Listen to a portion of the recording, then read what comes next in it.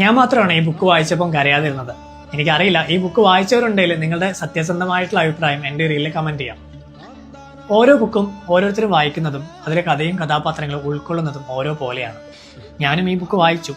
ഞാൻ emotionally strong ആയതുകൊണ്ടാണെന്ന് എനിക്കറിയില്ല, എനിക്ക് കരച്ചിൽ വന്നില്ല. പിന്നെ ഞാൻ ഈ ബുക്ക് വായിച്ചപ്പം എനിക്ക് തോന്നിയ കാര്യങ്ങൾ സത്യസന്ധമായിട്ട് പറയാൻ വേണ്ടിയിട്ടാണ് ഞാനിപ്പോൾ ഈ റീൽ ചെയ്യുന്നത്.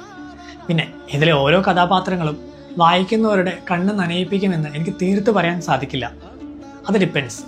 പിന്നെ ഈ ബുക്കിനെ പറ്റി കൂടുതൽ പറയാൻ എനിക്ക് ഇതിലെ തന്നെ ഒരു ഒറ്റ ലൈൻ മതിയോ എന്നാണ് എനിക്ക് തോന്നിയിട്ടുള്ളത്. സ്നേഹമില്ലാത്തവരുടെ സ്നേഹം ഒരു ഭാരമാണ്. ആ ഭാരം എന്തി ജീവിക്കുന്ന ഒരു മണവാട്ടി ഇതിലുണ്ട്. സ്നേഹിക്കാൻ അറിയുന്നവരും സ്നേഹിക്കാൻ അറിയാത്തവരും, സ്നേഹം എക്സ്പ്രസ് ചെയ്യാൻ അറിയാത്തവരും നമുക്ക് ചുറ്റും ഉള്ളതുപോലെ തന്നെയാണ്.